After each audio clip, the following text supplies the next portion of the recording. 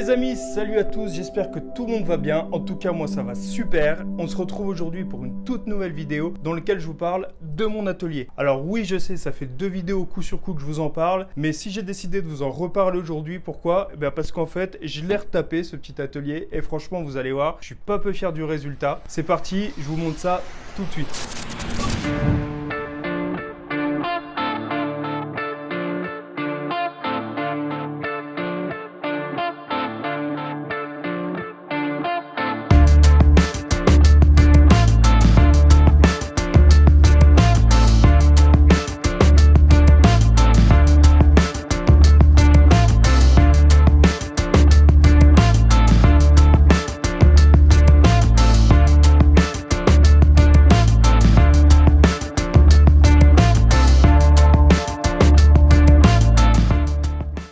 Bon franchement, après avoir enlevé les étagères, l'établi était vraiment dégueulasse. Il y avait des mégots de cigarettes, de la poussière.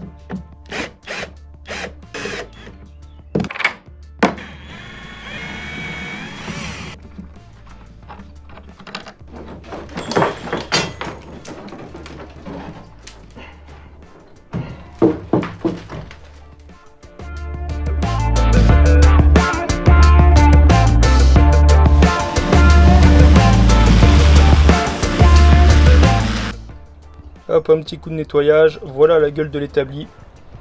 Donc on voit clairement qu'on est sur quelque chose de très vétuste.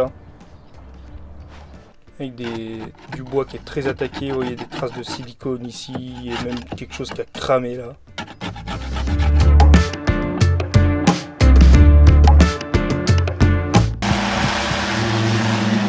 Et là du coup j'utilise mon pistolet à peinture Parkside pour repeindre.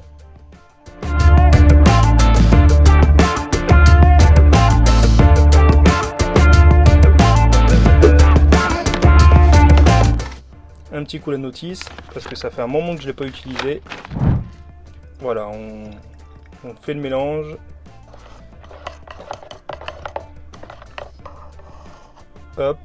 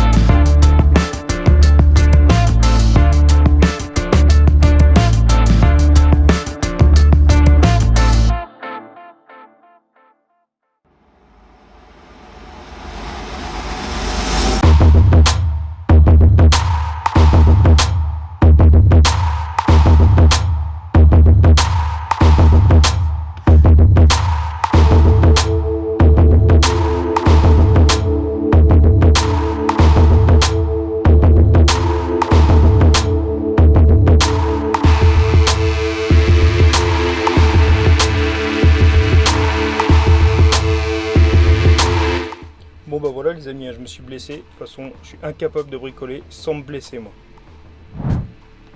Bon, après avoir enlevé l'espèce de plaque de protection miteuse qu'il y avait là, et en fin de compte, il est magnifique. Vous voyez, franchement, on est sur du bois, je sais pas ce que c'est comme bois, bien assemblé. Je vais le poncer avec ma ponceuse à bande.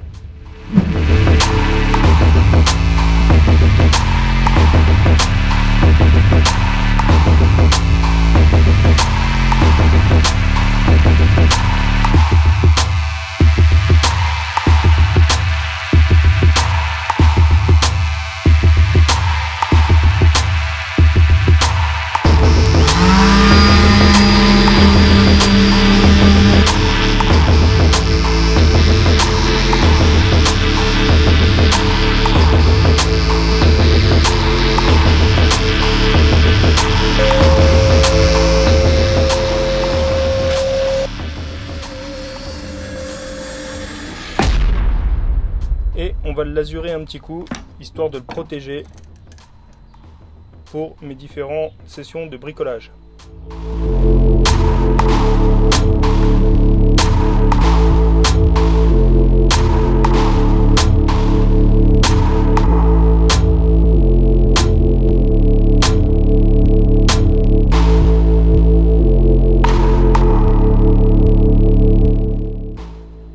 Bon, voilà ce que ça donne une fois l'azuré. Magnifique. Bon, il y a cette petite trace, je pense que c'est de l'huile qui avait dû couler. C'est dommage, ça reste un peu, mais sinon dans l'ensemble, franchement, je trouve qu'il est vraiment très très beau cet établi. Ancien, franchement magnifique. On va le reponcer un petit coup avec du grain un peu plus fin, histoire qu'il soit bien lisse pour éliminer toutes les petites aspérités qu'il y a là.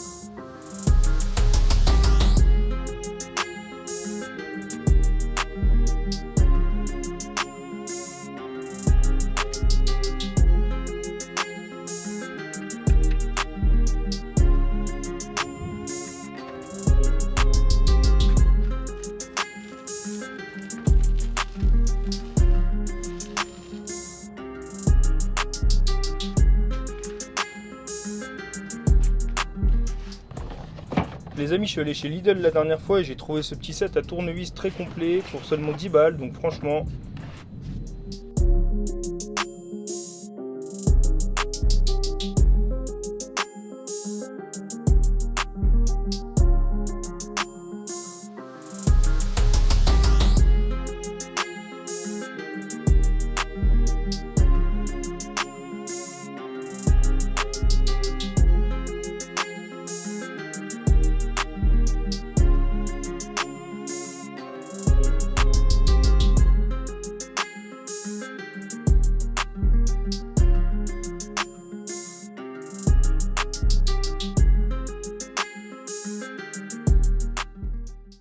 J'ai acheté chez Action aussi quelques boîtes de rangement, donc notamment ces boîtes noires là.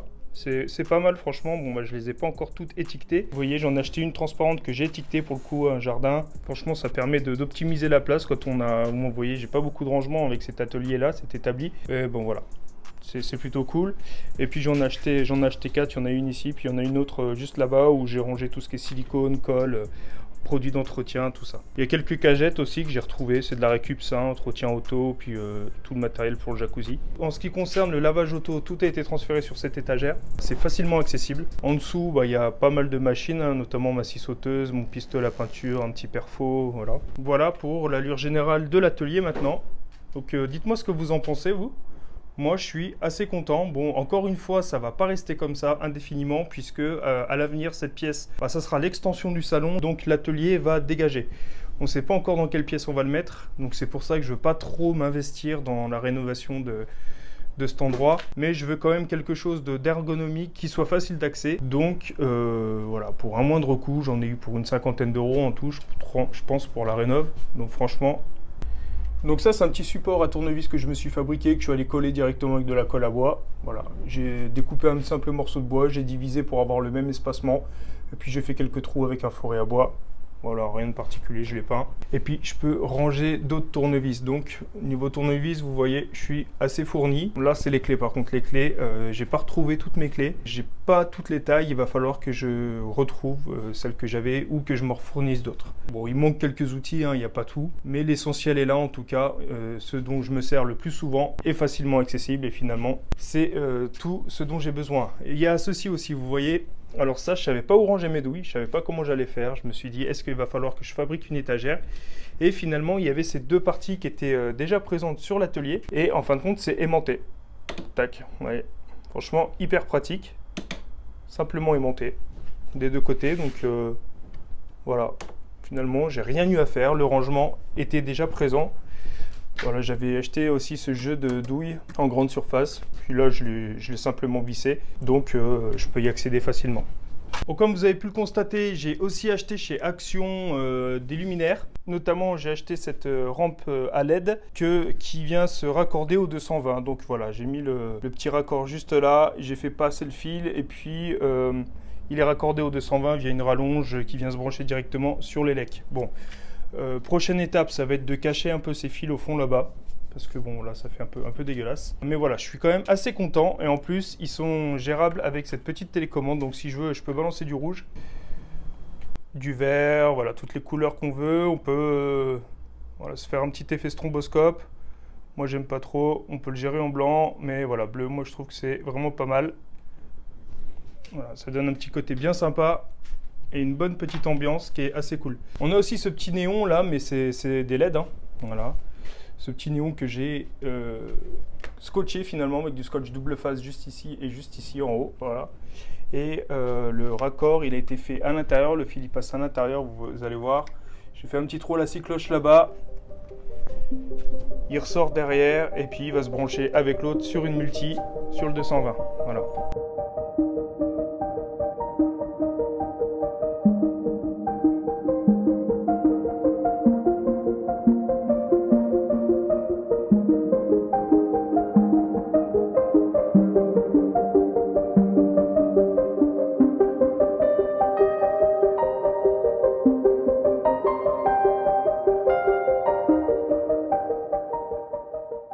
Et voilà les amis, cette vidéo touche à sa fin, j'espère que ça vous aura plu. Si c'est le cas, n'hésitez pas à me le faire savoir dans les commentaires. Encore une fois, abonnez-vous à la chaîne si ce n'est pas encore déjà fait. En attendant, moi je vous dis à la semaine prochaine pour une nouvelle vidéo. Portez-vous bien les amis, ciao.